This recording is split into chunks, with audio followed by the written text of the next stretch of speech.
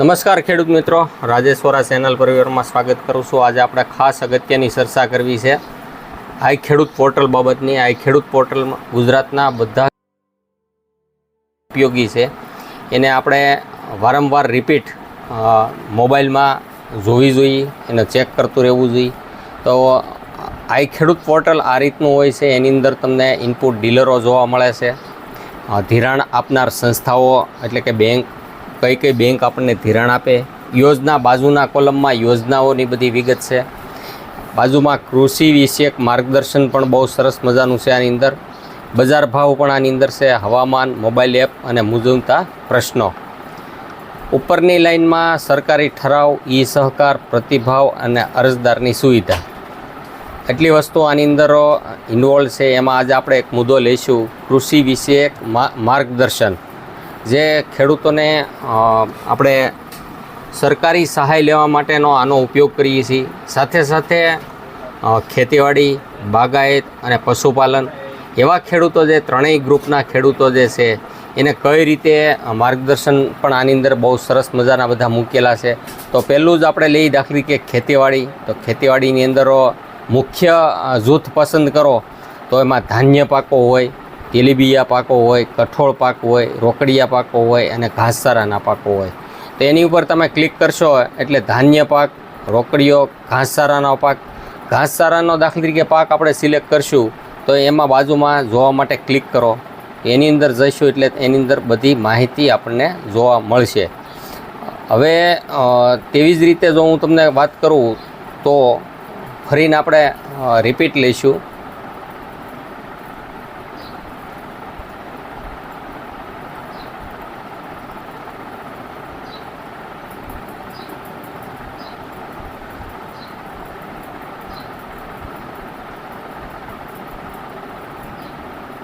આ રીતની PDF file સરસ મજાની ખુલી જાય છે।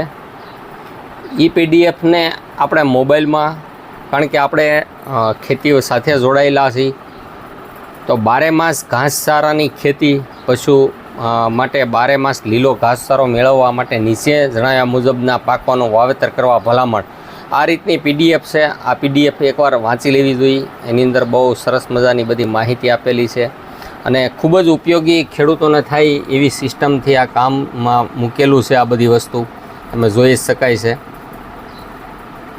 એવી રીતે દાખલા તરીકે હવે આપણે આ થઈ ઘાસચારાની વાત, ખેતીવાડીની વાત થઈ, ખેતીવાડી વિભાગની વાત થઈ, તો એવી જ રીતે આપણે બીજી માર્ગદર્શન લેવું હોય દાખલા તરીકે તો ખેતીવાડીની અંદર તમે જાઓ એટલે ધાન્ય પાક, તેલીબિયા પાક, કઠોળ પાક, રોકડિયા પાક અને ઘાસચારાના પાક, આ રીતે ત્રણેયની પીડીએફ તમને આમાં જોવા મળશે। સાથે સાથે બાગાયત વિભાગની જે કામગીરી છે એનું પણ એ જ રીતે। હવે બાગાયત વિભાગની અંદર અત્યારે હાલમાં શાકભાજીના વાવેતર થયેલા હોય તેવા ખેડૂતોને બહુ જ ઉપયોગી છે।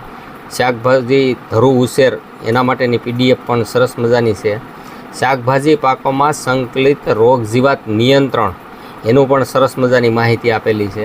એવી જ રીતે પશુપાલનની, તો સેજ પશુપાલનની તમને વાત કરું તો પશુપાલનની અંદર તમે જોશો એટલે પશુપાલન એક આવશે અને એની અંદર આપણે કરશું એટલે આદર્શ પશુપાલન, અશ્વપાલન, બકરાપાલન, ઘેટાપાલન ને ઊંટપાલન। એમાં આદર્શ પશુપાલનમાં આપણે ક્લિક કરશું એટલે તમને પીડીએફ એની પણ સરસ મજાની જોવા મળશે। બહુ જ ઉપયોગી ગુજરાતના ખેડૂતોને થશે, કારણ કે આ ઘણું બધું મૂકેલું જ હોય છે પણ આપણને ખ્યાલ હોતો નથી અને આપણે જોવાની તસ્દી પણ નથી લેતા। તો એની અંદર તમને આ ઘણી બધી માહિતી આની અંદર મૂકેલી હોય તો આપણે જોઈ શકાય।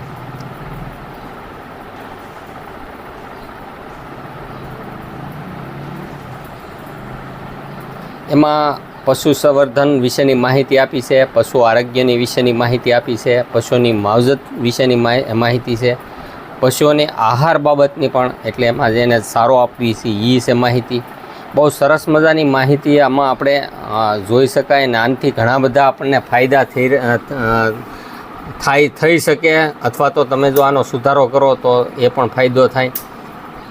ઘણી બધી સરસ મજાની માહિતી આમાં સમાયેલી છે। હવે એની સિવાય જો હું તમને વાત કરું તો આઈ ખેડૂત પોર્ટલમાં તમે ઇનપુટ ડીલરો એટલે કે દાખલા કે આપણે જ્યારે તાલપત્રી પંપ એની ખરીદી કરતા હોય અને બાજુમાં કોણ ડીલર છે એ ચેક કરવા માટે, ધિરાણ આપનાર સંસ્થાનું, એવી જ રીતે તમને સાઈડમાં ઓર્ગેનાઇઝેશન લિંક બતાડેલી છે.